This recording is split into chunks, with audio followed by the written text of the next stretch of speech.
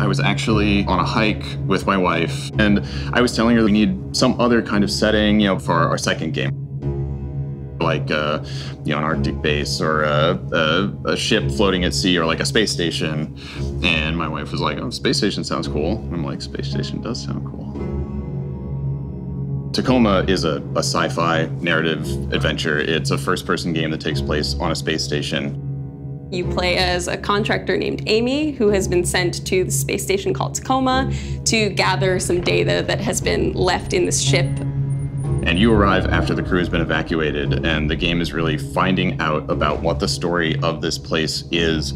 What is the company not telling me? What really happened here?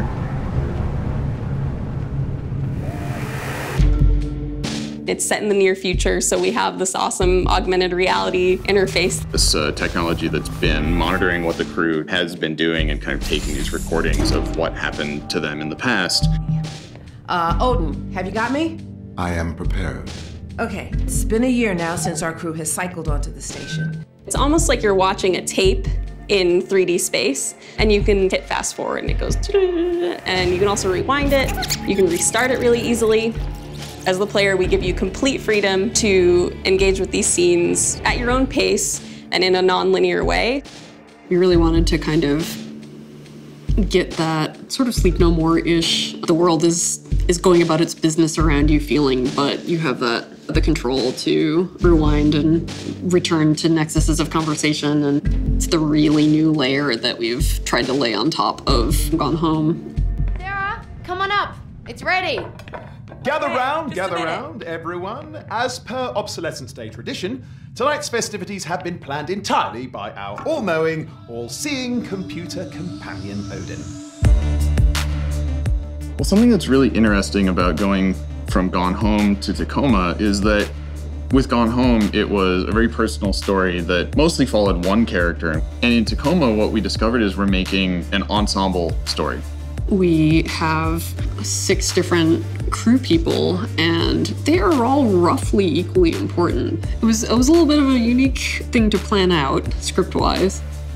So I would go into my notebook and start writing out dialogue, and it isn't like a screenplay or like your average cutscene where you kind of go, this happens, next page, this happens. These characters are moving in parallel through the station and splitting off and having a conversation while someone else is over here, which means that we needed to make sure that we had the timing right.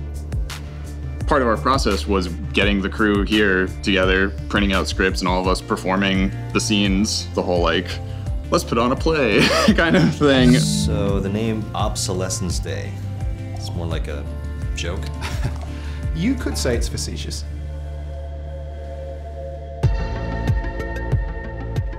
I'm a level designer on Tacoma, and primarily my job is to sort of think about how is the player interacting with the space in the game, and working to build a space that supports the core story that Steve and Karla are developing.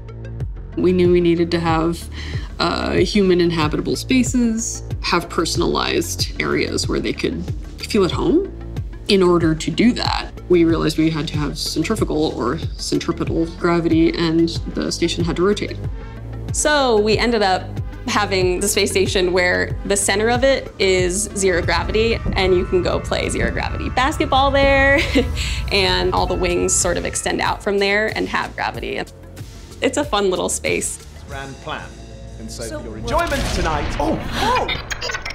What the hell was that? Odin, what was that? External communications have been lost. We want to get the player closer to the characters. We want to make them be able to feel like they're in the room, but we also don't want it to be about, dialogue trees or another character observing what you're doing, because in our games, it's really important that you kind of have that space to yourself and you're free to examine as much detail as you want.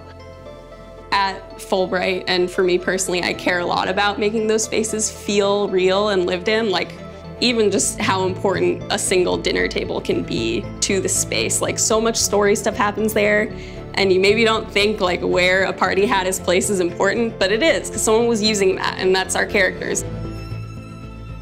Something that's really cool about making games is you're not just telling a story, you're making a place, and that opportunity to kind of throw the doors open and have other people share that place with you that you've spent all this time creating is really exciting.